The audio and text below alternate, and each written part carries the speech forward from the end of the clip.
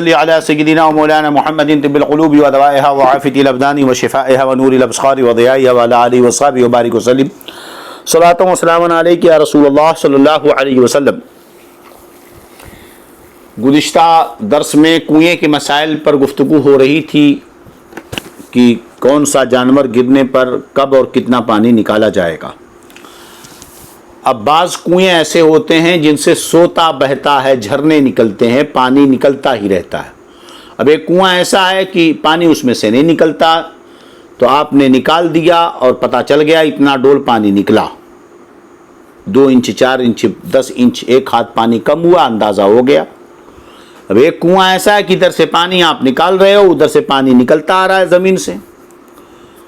تو جو کنواں ایسا ہو کہ اس کا پانی ٹوٹتا ہی نہیں، چاہے کتنا ہی نکالیں، نیچے سے نکلتا رہتا ہے، سوتا بہتا رہتا ہے، اور اس میں نجاست پڑ گئی یا اس میں کوئی ایسا جانور مر گیا جس میں کل پانی نکالنے کا حکم ہے، تو ایسی حالت میں حکم یہ ہے کہ معلوم کر لیں کہ اس میں کتنا پانی ہے، وہ سب نکال لیا جائے۔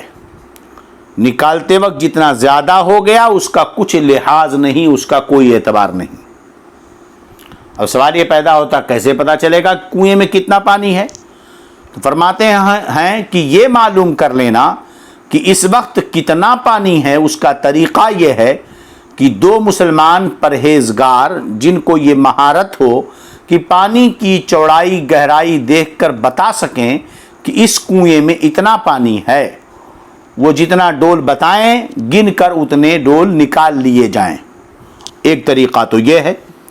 دوسرا طریقہ یہ ہے کہ اس پانی کی گہرائی کسی لکڑی یا رسی سے صحیح طور پر ناپ لیں، اور چند شخص بہت پھرتی سے 100 ڈول مثال کے طور پر نکالیں، پھر پانی ناپیں، جتنا کم ہوا اسی حساب سے پانی نکالیں، کنواں پاک ہو جائے گا۔ اب اس کو اور وضاحت کے ساتھ سمجھ لیں۔ اس کی مثال یہ ہے کہ پہلی مرتبہ ناپنے سے معلوم ہوا کہ پانی 10 ہاتھ ہے، پھر 100 ڈول نکالنے کے بعد ناپا تو 9 ہاتھ بچا، تو معلوم ہوا کہ 100 ڈول میں 1 ہاتھ کم ہوا۔ 10 ہاتھ تھا، 100 ڈول نکالا تو 9 ہاتھ بچا، تو اس کا مطلب یہ ہے کہ 100 ڈول نکالنے میں 1 ہاتھ پانی کم ہوتا ہے۔ تو 10 ہاتھ میں سے 100 یعنی 1000 ڈول ہو گئے، تو گن کر 1000 ڈول نکال لیا جائے، کنواں پاک ہو جائے گا۔ تو اب تو کھینچنے کا مسئلہ بہت کم ہی رہ گیا ہے، اور کنویں کی مقدار کچھ علاقوں میں تو نہ کے برابر ہوئی، لیکن ابھی کچھ علاقے ہیں بالخصوص ساؤتھ وغیرہ میں تو کنویں عام طور پر استعمال ہو رہے ہیں، ٹھیک ہے۔ بالخصوص سمندری علاقوں میں تو کنووں کا رواج زیادہ ہے کہ پانی وہی ٹھیک رہتا ہے کنویں سے جو نکلتا ہے۔ تو اس کی صورت یوں ہو کہ موٹر سیٹ لگا دیا جائے، اور پہلے ناپ لیا جائے کہ 10 فٹ ہے، اور موٹر تیزی سے بڑھیاں والا موٹر لگایا گیا، اور 10 منٹ چلا کر یا آدھا گھنٹہ چلا کر دیکھا گیا کہ کتنا پانی کم ہوا۔ مثلا ڈالا 10 ہاتھ تھا، 1 گھنٹہ موٹر چلایا، آپ ڈالا تو 9 ہاتھ بچا، تو اس کا مطلب یہ ہے کہ 10 گھنٹہ اگر چلا دیں گے تو کنواں صاف ہو جائے گا، ٹھیک ہے۔ چلیے، یہ ہوا اس کنویں کو پاک کرنے کا طریقہ جس کا پانی نہ ٹوٹتا ہو، برابر آتا رہتا ہو، ادھر خالی کرے ادھر نیچے سے پانی آتا ہو۔ اور جو کنواں ایسا ہے کہ اس کا پانی ٹوٹ جائے گا مگر اس میں اس کے پھٹ جانے وغیرہ کے نقصانات کا گمان ہے، تو بھی اتنا ہی پانی نکالا جائے جتنا اس وقت اس میں موجود ہے، پانی توڑنے کی حاجت نہیں ہے۔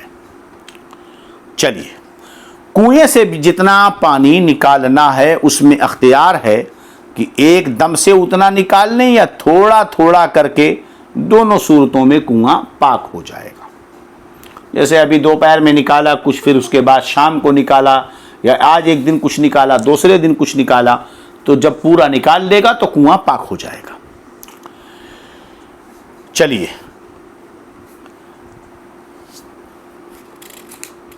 مرغی کا تازہ انڈا جس پر ابھی رطوبت لگی ہو پانی میں پڑ جائے تو ناپاک نہیں ہوگا پانی۔ یوں ہی بکری کا بچہ پیدا ہوتے ہی پانی میں گرا اور مرا نہیں، جب بھی ناپاک نہ ہوگا. ہاں اگر وہ پیشاب کر دے بکری کا بچہ تو حکم الگ ہوگا. اسی طرح گھر میں رہنے والے جانور جیسے بلی, چوہا, سانپ, چپکلی کا جوٹھا یہ مکروہ ہے. گھر میں جتنے بھی جانور رہتے ہیں, بلی, چوہا, سانپ, چپکلی, ان سب کا جوٹھا کیا ہے؟ مکروہ ہے.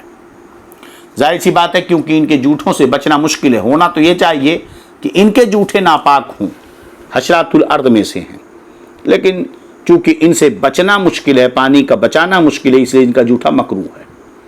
اگر کسی کا ہاتھ بلی نے چاٹنا شروع کیا تو چاہیے کہ فوراً کھینچ لے.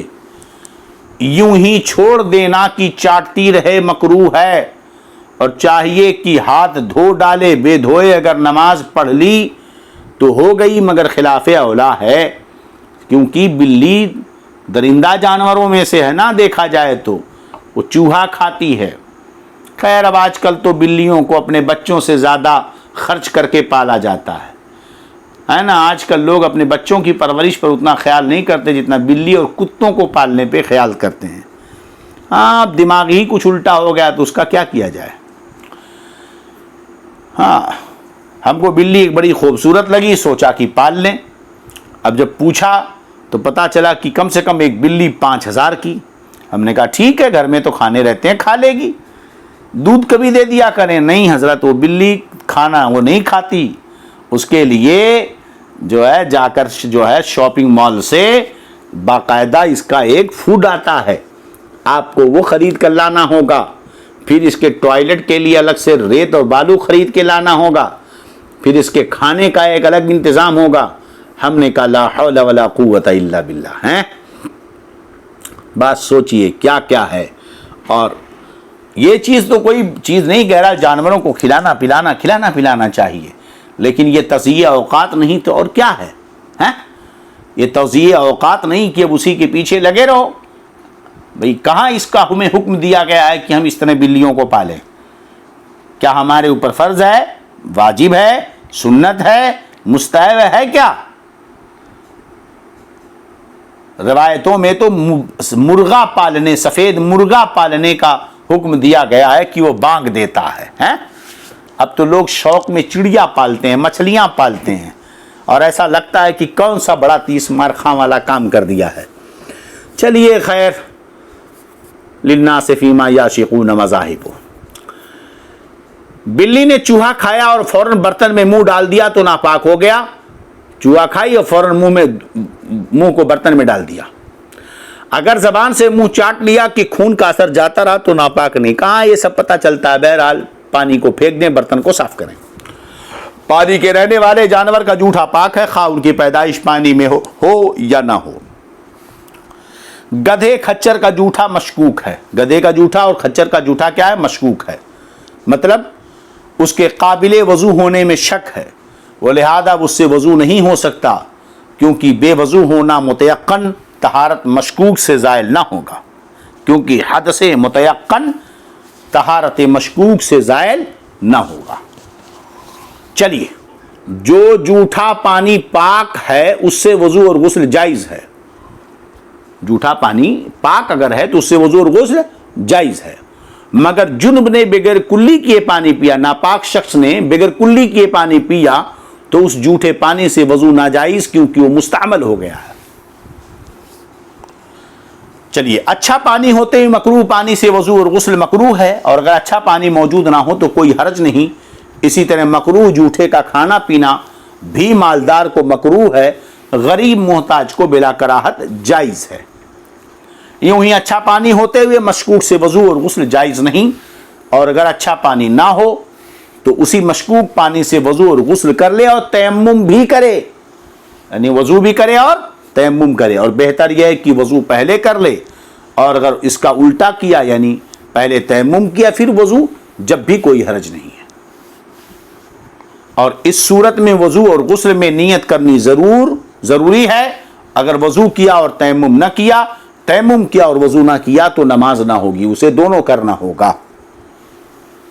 مشکوک پانی اگر ہے تو وضو اور تیمم اسے دونوں کرنا ہوگا, اور نیت بھی کرنی ہوگی وضو اور غسل میں بھی. اسی طرح مشکوک جوٹھے کا کھانا پینا نہیں چاہیے.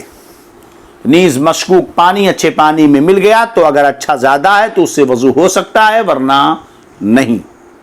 جس کا جوٹا ناپاک ہے اس کا پسینہ اور لعاب بھی ناپاک ہے، اور جس کا جوٹا پاک ہے اس کا پسینہ اور لعاب بھی پاک ہے، اور جس کا جوٹا مکروہ ہے اس کا لعاب اور پسینہ بھی مکروہ ہے۔